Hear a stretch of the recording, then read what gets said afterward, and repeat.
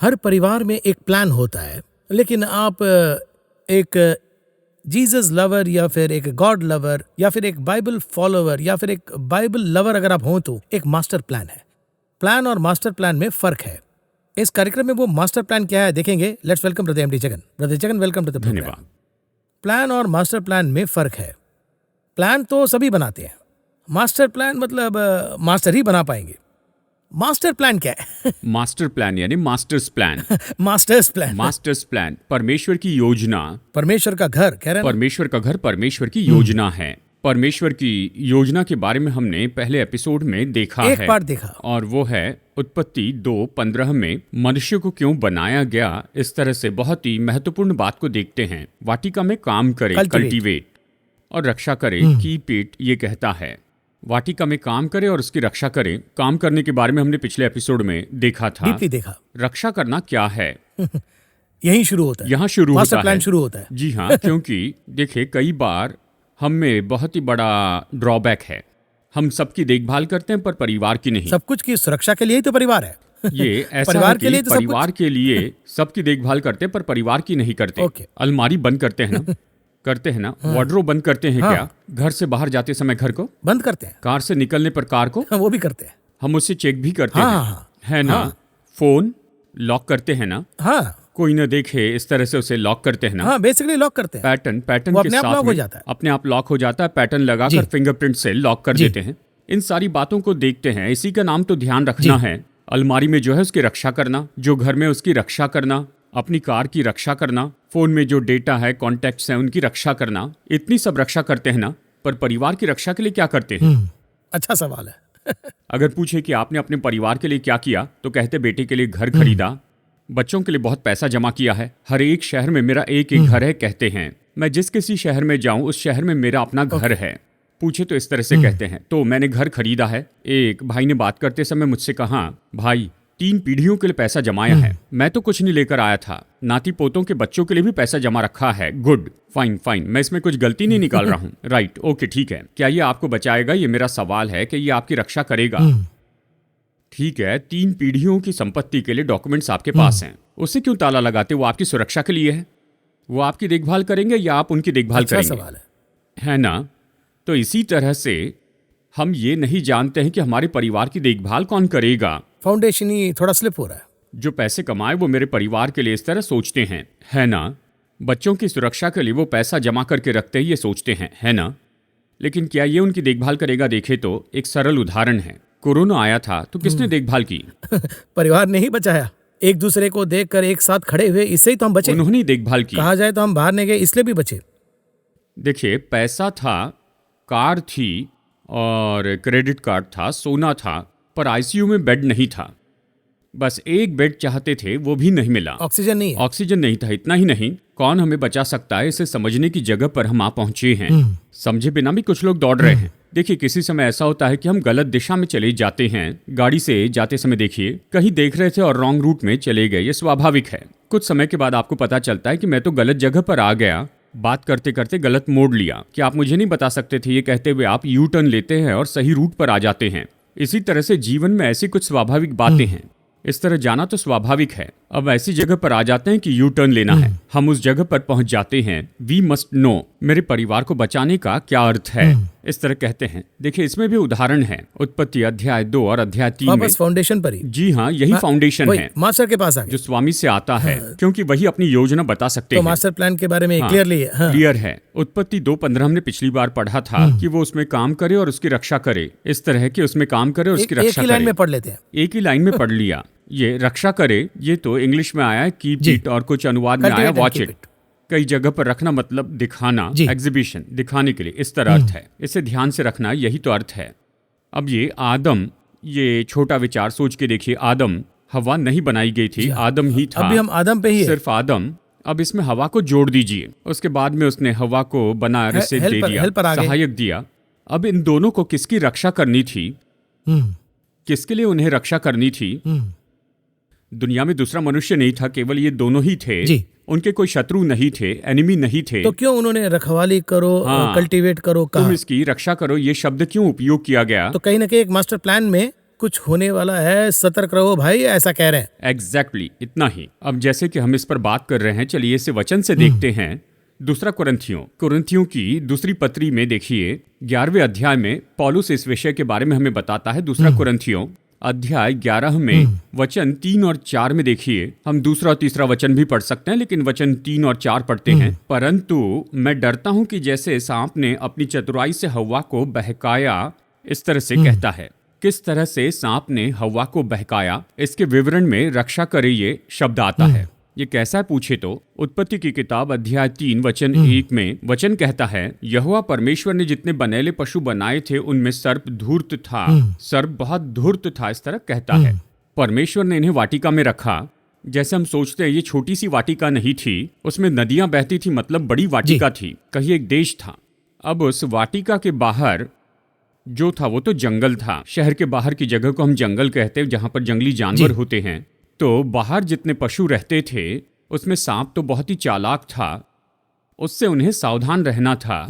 लेकिन इन्होंने सबसे बड़ी गलती की, उसे उन्होंने वाटिका में आने दिया। अब यहाँ रक्षा कर इस शब्द का अर्थ ये है, बाहर से कोई भी अंदर ना आने पाए, ये अर्थ है। सतर्क रहो भाई, सावधान रहना। जंगली जानवर के जैसे सांप है, ये सांप भीतर आ जाएगा। केवल सांप के बारे में नहीं कहा, सभी पशुओं को अंदर नहीं आने देना। पूरी बाइबल में आप देखिए, जो छोटी लोमड़ियां दाग की बारी को बिगाड़ती है उन्हें पकड़ ले, इस तरह इसका अर्थ है। श्रेष्ठ गीत में जब दाऊद भेड़ों की रखवाली कर रहा था तो एक समय सिंह आया, एक समय भालू आया, दाऊद ने भेड़ों को उनसे बचाया, है ना। तो इसलिए अब हमारा काम क्या है? जंगली जानवरों से रक्षा करना, ये काम है। वॉचफुल रहना है, वॉचफुल रहना है। एक और डेंजर ऐसा है कि कम्युनिकेशन के अंदर ही हम जो देख रहे हैं उसमें एक और जानवर आ गया है। हाँ, देखिए कहाँ मिस हो रहा है, घर के अंदर ही। कॉइन तो घर के अंदर ही खो गया है।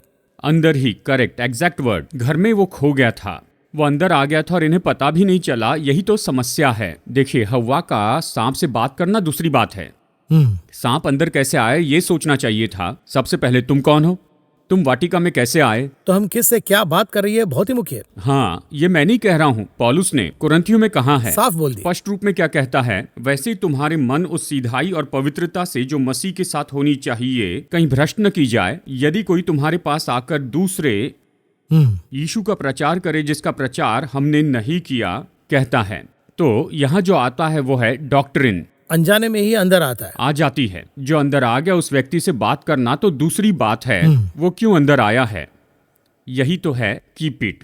बहुत ही सावधान रहना है। हाँ, वो अंदर आ गया है, उसके अंदर आने के पहले ही रोकना है। कहा जाए तो अंदर जो आया है वो सांप है, इनको पता नहीं चला, दोस्त समझ बैठे। हाँ, जो अंदर आ गया उसे नॉर्मली ले लिया और ये हमारी मदद कर रहे हैं भाई। इसे दो एंगल से देख सकते हैं। एक तो आत्मिक रीति से देखें, ऐसी डॉक्ट्रिन चर्च में आ गई है।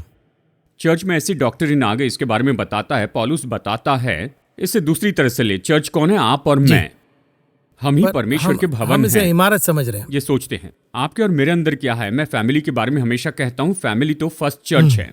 अब याजक कौन है? पति तो याजक है और कलीसिया तो पत्नी उसे है। तो हम एक्स में ही देख रहे हैं। जी हाँ। उसी वक्त वो सब एक साथ उस ग्रुप में रहना ही तो सबसे पहले तो वो घर में रोटी तोड़ते हैं, तो यही तो चर्च है। और बच्चे तो विश्वासी हैं।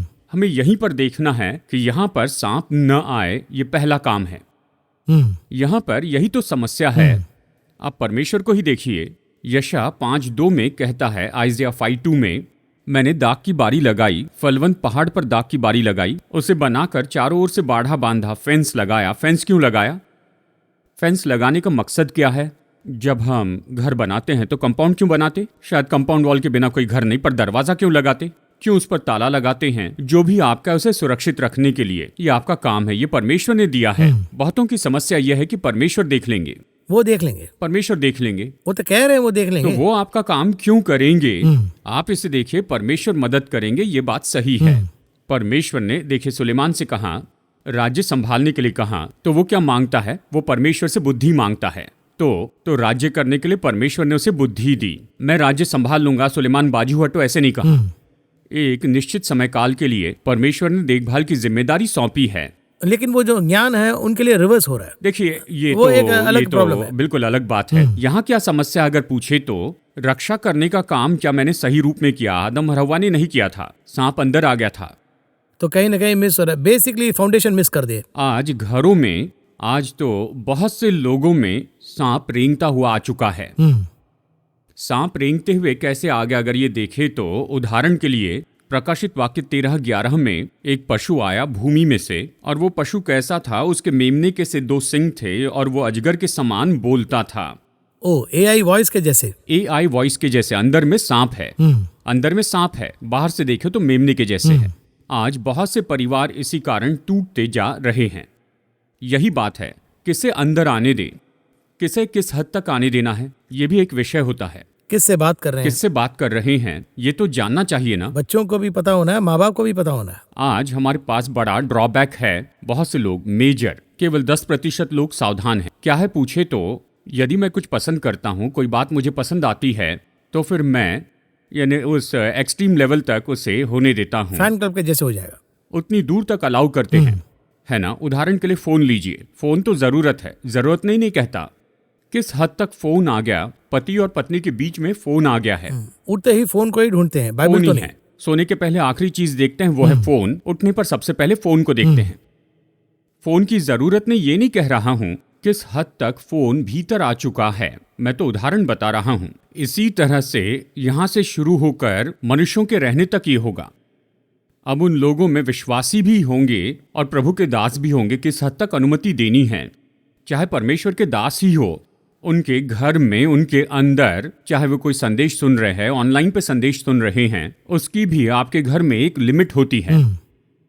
वो जो कह रहे हैं वो सही है क्या, ये आपको पहले देखना Listen है, करना है। पहचानना होगा ना। मैं ये कह रहा हूं, आज कितने तो भी लोग बैठकर, मैं किसी का नाम लेना नहीं चाहता हूं, परमेश्वर के एक दास प्रचार कर रहे थे और संदेश देते समय अगेंस्ट टू बाइबल था। सच में उन्होंने बाइबल के अगेंस्ट में एक शब्द कह दिया जो कि बाइबल में नहीं है। ये सत्य है, वो बाइबल में नहीं है। वहां बैठा हुआ एक भाई देख रहा था। मैंने कहा ये तो बाइबल में नहीं है, मैं तो ये जो कह रहे हैं वो सही वचन बताऊंगा। तो उसने कहा बाइबल को छोड़िए, इनका कहना क्या गलत हो सकता है? मैं तो हैरान हो गया, शब्द से हैरान हो गया। बाइबल को छोड़िए, उस हद तक ये फैन क्लब में इस बदल तरह का गया। फैन क्लब हो गया। उन्होंने कहा ठीक है, बस हो गया। कूदने के लिए कहें तो कूद हाँ, देंगे। आज ऐसे ही हो गया है। मैं अपने प्रोग्राम के लिए भी कहूंगा, हम यहाँ पर जो भी कहते हैं उसे जांच कर आप सिर्फ देखिए। लिसन ही नहीं, डिसन भी कीजिए। वचन स्पष्ट कहता है, सच्चाई को खोजो और उसे थामे रहो।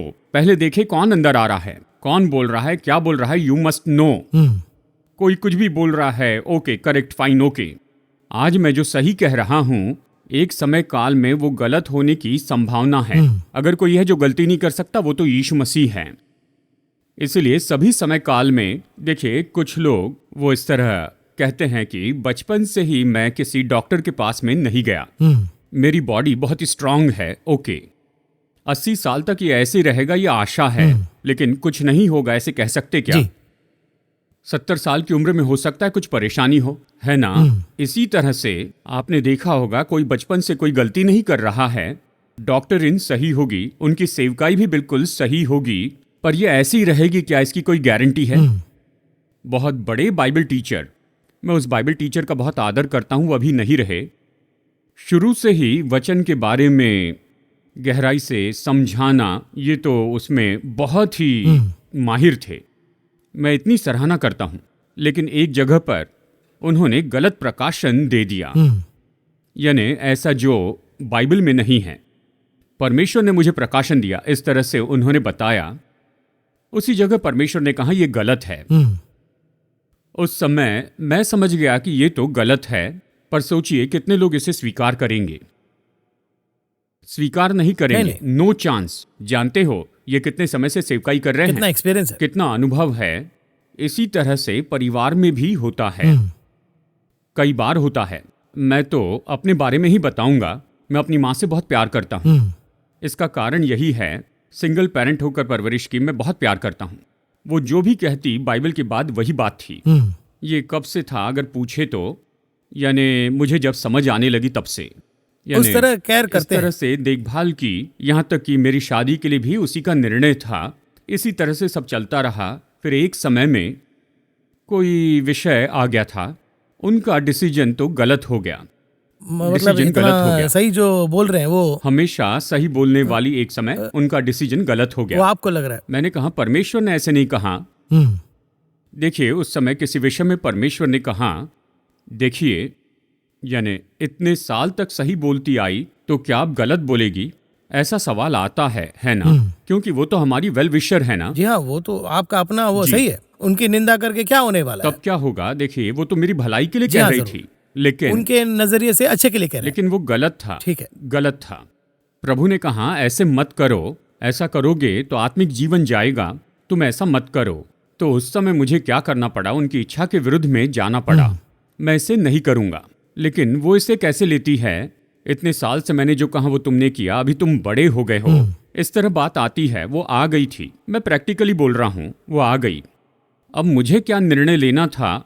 माँ को दुखी नहीं करूंगा, उसकी बात मानूंगा। ऐसे निर्णय लेना चाहिए क्या? ठीक है, माँ ने जो कहा अब तक ठीक था, पर ये तो गलत है और इसलिए मैं इसे नहीं करूंगा।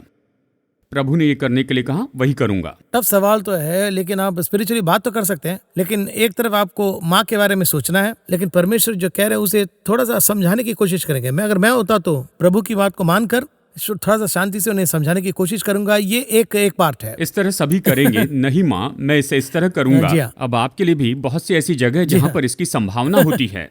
एक वेल विशर आपको जी। बताते हैं, पर गलत बताते हैं। उस समय आप जानते हैं कि ये गलत है। जी। उन्होंने जो कहा वो गलत है, बताए तो वो दुखी होंगे, जी।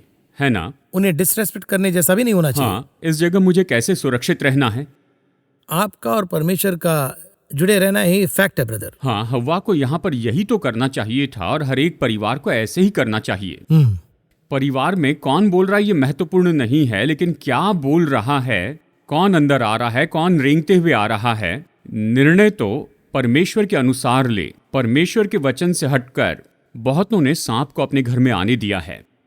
मदद कर रहे हैं सोचकर हम अंदर छोड़ दिए। वो हमारी भलाई के लिए कह रहे हैं, ये कहकर अंदर आने देते हैं, अंदर आने देते हैं। देखिए, मैं जो कह रहा हूँ ये केवल मनुष्यों के लिए नहीं, चाहे कोई भी मामला हो, डिसीजन मेकिंग की बात हो, यानी जहां तक कि आपने देखा है, डिसर्न भी कीजिए। डिजर्नमेंट। आपने बच्चों को कुछ बातें देखने के लिए अलाउ किया है, कुछ बातें देखने के लिए अलाउ नहीं किया। नहीं, बच्चे की बड़ी इच्छा है, नो, नो इज नो। आपने कई बार देखा होगा कि बच्चे आकर इस तरह से कहते हैं, कंपेयर करते हैं।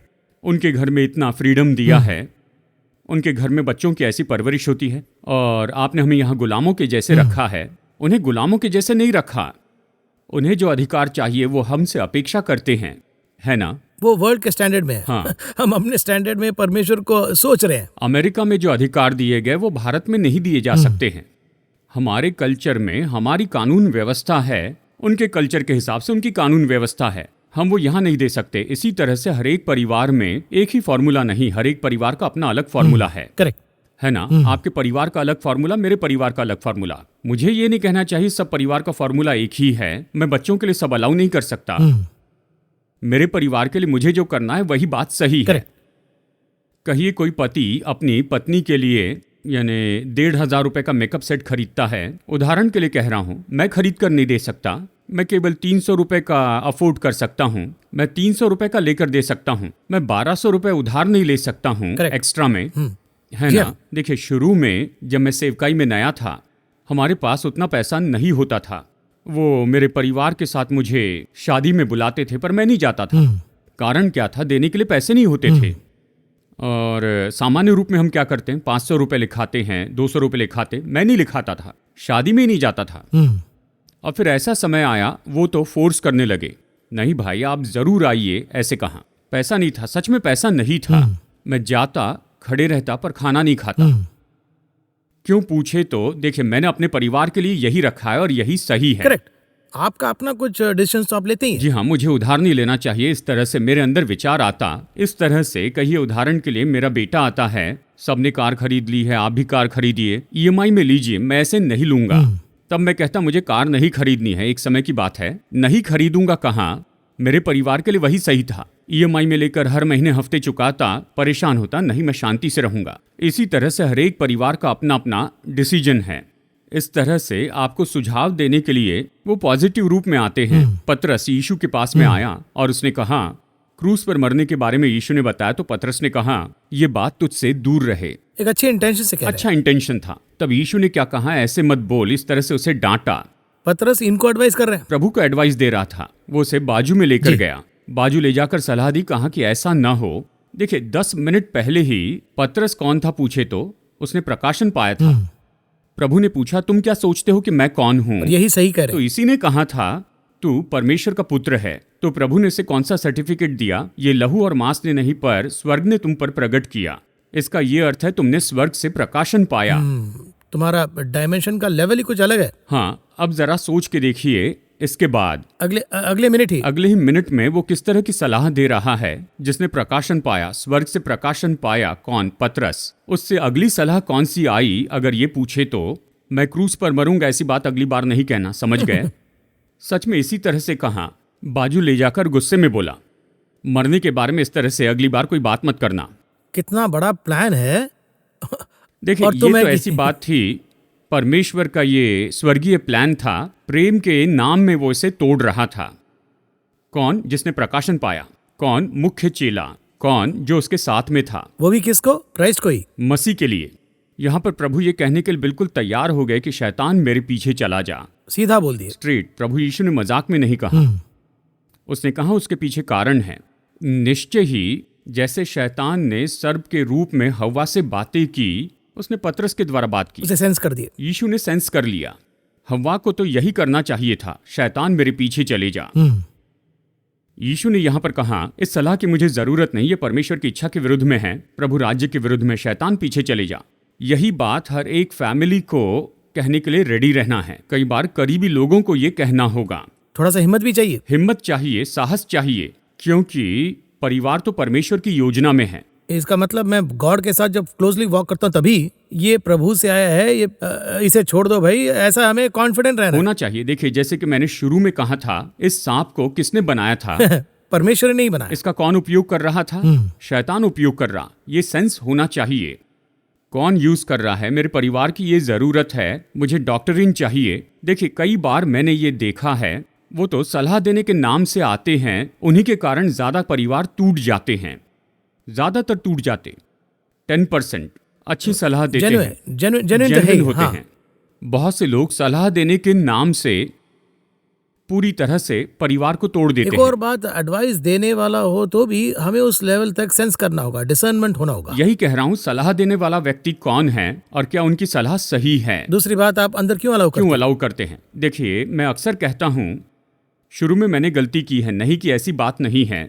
बहुत से लोग ये सोचते हैं कि हम तो इतना बता रहे हैं, यानी हम तो बहुत ही बड़े लोग हैं, स्वर्ग से आए। मैं कहता हूँ, एवरी सेंट हैज पास्ट सिन। इस तरह से जितने भी अच्छे लोग हैं, जीवन की शुरुआत में पाप किए, उससे सीख कर ही तो यहाँ पर आए हैं, है ये ना? तो एक जर्नी है, यात्रा है। कोई भी परफेक्ट नहीं है, बस होने की कोशिश कर रहे हैं। बहुत से लोग ये सोचते हैं, डाउन टू अर्थ, स्वर्गदूत जैसे सोचते हैं। अपनी बात कहूंगा, मेरी शादी को 25 साल हो गए हैं। मैं कहता हूँ, मैंने जो सलाह दी, मैंने खुद उन सलाह को तोड़ा है। मैं स्वर्ग से टपका हुआ नहीं हूँ। मैं तो बेबीलोन से, सिंह की गुफा से बचकर यहाँ पर आ गया हूँ, कहता हूँ। यानी इस हद तक हमें परिवार चलाना है। देखिए, इस तरह से 25 साल बीत चुके हैं। देखिए, मैं यही कहूँगा कि शुरू में भी मुझे बहुत सी समस्याएं हुई, समस्याएं आती गई, और फिर कुछ समय में कुछ लोगों ने आकर मुझे सलाह भी दी। फिर ऐसा भी समय आया कि मैं लोगों को सलाह देने के लिए गया। एक समय ऐसा आया कि मैंने सलाह दी कि अपना परिवार तोड़ दो, परवाह नहीं चाहिए, छोड़ दो, इतनी समस्याओं में क्यों रहते हो। देखिए, इस तरह से कह दिया। और देखिए, सच में पवित्र आत्मा ने मुझसे ये बात कही, मैं तुम्हारे पास क्यों आया, तुम मेरे पास क्यों आए हो। इस तरह से बोलकर उन्हें तोड़ने के लिए नहीं, पर उन्हें जोड़ने के लिए है। उसके बाद मैंने एक डिसीजन लिया, अब से आगे मैं किसी से कुछ नहीं पूछूंगा। ये मेरा परिवार है, मैं निर्णय लूंगा। मास्टर के पास ही चले मुझे पता नहीं तो परमेश्वर से पूछूंगा। मैं ये कहता हूं, मैं खुद उनको पार करके गया। बहुत से उतार चढ़ाव, पहाड़, जंगल, रेगिस्तान, यर्दन, आप जो भी कहें, उन सब से होकर गया हूं। कांटों की जगह, जंगल, यर्दन, सिंह की गुफा, सबको क्रॉस कर दिया। यदि कोई नहीं, देखिए, मैं शुरू से ही दूध और मधु की धाराओं के देश में रहा हूँ। ऐसे व्यक्ति के सामने हम हाथ जोड़कर कहते हैं, आपके जैसे किसी को नहीं देखा। इस तरह कहने वाले 99.99 हैं। एक पास्टर ने इस तरह से कहा, सर, मेरा परिवार बहुत अच्छा है, स्तुति हो, प्रेज द लॉर्ड। इस तरह का पहला परिवार मैंने अपने जीवन में देखा है। खुशी हुई कि ऐसे भी हैं, जलन नहीं है, कोई बात नहीं, वो तो इस तरह से हैं। लेकिन कई बार हम इन सबको क्रॉस करके आते हैं। इन सब को क्रॉस करके आने के बाद एक समय मैंने निर्णय लिया, मैं किसी से कुछ नहीं मांगूंगा, किसी से कुछ नहीं पूछूंगा। अब इसका नाम कहिए अहंकार या फिर घमंड नहीं है, हम जानते हैं, उसके बारे में नहीं कह रहा हूं। मैंने जिनसे भी पूछा गलत बताया। चलिए उदाहरण के लिए मैं आपको बताता हूं कि आप कोई दवाई ले रहे हैं, अगर वो आपके लिए नुकसानदेह है तो आप कहेंगे मुझे ये नहीं चाहिए, इसका अर्थ है मुझे ये दवाई नहीं चाहिए, मैं कुछ और दवाई लूंगा। इस तरह से अंत में मास्टर प्लान में जाते हैं। प्रभु के पास जाकर मैं कहता हूं इतने साल से केवल परमेश्वर ने मेरी अगुवाई की है, आज मेरा परिवार जिस तरह से, ये तो केवल परमेश्वर के कारण ही हुआ है। मनुष्य भीतर आते तो ये नाश कर देते, और कई बार ये आपके पिता हो सकते हैं या आपकी माँ हो सकती है। वो आपसे जो प्रेम करते हैं उसके कारण आपका परिवार टूट सकता है। कुछ पिता कहते हैं कि हमें ये बहू नहीं चाहिए, तुम इसे ऐसे छोड़ दो। कुछ पिता को बेटी फोन करके फोन पर रोती है तो कहते हैं तुम घर आ जाओ, पिता का घर है, पिता के घर में रहो। यहाँ उस महिला को भी समझना होगा, हाँ, क्योंकि जैसा कि आपने कहा सारा तेरे तंबू के अंदर एक रेबेका महिला, आई थी। हाँ रेबेका, हाँ। इस तरह से परमेश्वर में वहां पर लेकर आते हैं। देखिए इस तरह से कितने तो भी बड़े बड़े युद्ध ऐसे बात करने से हल हो गए। क्या दोनों के बीच का ये युद्ध खत्म नहीं हो सकता? तो उन्हें जानना चाहिए कि मैं अपने परिवार को कैसे बचा कर रखूं। First, keep it first. बाहर से किसी को अंदर मत आने दीजिए। एक साथ बैठकर बात करके खत्म कीजिए, हल करके प्रार्थना कीजिए। तीसरे मित्र तो प्रभु यीशु मसीह पवित्र आत्मा है, वो अगुवाई करेंगे। आगे कहूँ तो पवित्र आत्मा वो भी एक हेल्पर है। जी वही तो हेल्पर वही है, तो एक हेल्पर है, वही साथ हेल्पर में है है। हमारे। इस कार्यक्रम को देखने वाले, जैसा कि अभी आपने कहा, पिछले एपिसोड में हमने कल्टीवेट को देखा और इसमें कीप इट, इसे हम देख रहे हैं। तो इसमें एक 2-3 चीजें उसे मुझे फॉलो करना है। ठीक है, आपकी बात मुझे समझ में आ रही है। तो इस तरह कहने वालों के लिए हम क्या कहना चाहेंगे? जैसे इन दोनों एपिसोड को हम एक साथ में जोड़ते हैं, यानी एक बात है, इससे मुझे 2 या 3 चीज मुझे समझना है बस। और तो क्या होगा? पहले परमेश्वर ने मुझे ये परिवार दिया है कल्टीवेट करने के लिए, इसे बढ़ाने के लिए। परिवार के लिए ये मुख्य है। फर्स्ट, एक मास्टर प्लान, उसे समझना होगा। उसे समझने के लिए पहले मुझे आत्मिक व्यक्ति बनना है, प्रार्थना करनी है, बाइबल पढ़नी है। ये मेरा मुख्य काम है। परिवार का मुखिया या फिर जो भी हो, जी हाँ। दोनों उस मिलकर प्लान को पूरा करने के लिए सहायक के रूप में परमेश्वर ने पत्नी दी है, हेल्पर। अब अगली बात ये करनी है, दोनों को प्रार्थना करनी है, बाइबल पढ़नी है। यही तो कॉन्सेप्ट एक ही सोच में रहना मुख्य है। ये एकता है, एक तन होना। अब तक तो एक आत्मा है, ऐसे होना है। तो दोनों प्लान नहीं हो सकता। जी हाँ। अब देखिए कई बार ऐसा होता है पति पत्नी में, पत्नी का उद्धार नहीं हुआ या प्रभु को उसने छोड़ दिया है, तो भी पति को उसको अपने साथ लेना है, उसे छोड़ना नहीं है। इस योजना को समझ के दौड़ना है, साथ में दौड़ना है। इसके बाद में महत्वपूर्ण बात है कि परिवार की रखवाली करनी है। तो ये निश्चित करना है कि बाहर से कुछ भीतर ना आए। मेरा परिवार परमेश्वर की योजना है जो मुझे दी गई है। पवित्र आत्मा मेरी मदद करेगा। जैसे दोनों मिलकर दौड़ते हैं तो इसके बाद में इन सब में मदद के रूप में मेरे बैकअप में चर्च है। अगर हम ये समझ जाए तो ठीक होगा। जी हाँ, एक और मुख्य बात, हम हर वक्त दौड़ते रहते हैं, भाग दौड़ करते हैं, और आखिर में हम बहुत कुछ खरीदते हैं, ये खरीदते हैं, वो खरीदते हैं, ऐसा कहकर अंत में अगर इसे छोड़ दिए तो दौड़ने का कोई मायने नहीं रखता, उसका कोई अर्थ नहीं होगा। तो उसमें भी हमें थोड़ा सा ध्यान देना होगा, ये समझ में आता है।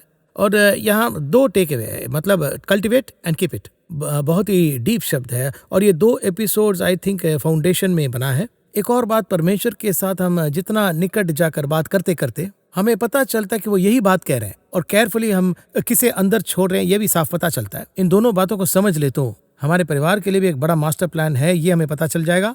धन्यवाद ब्रदर जगन। अगले एपिसोड में हम एक और शीर्षक और एक और सवाल के साथ आपसे मिलेंगे। इस कार्यक्रम में आने के लिए धन्यवाद। नमस्कार। धन्यवाद।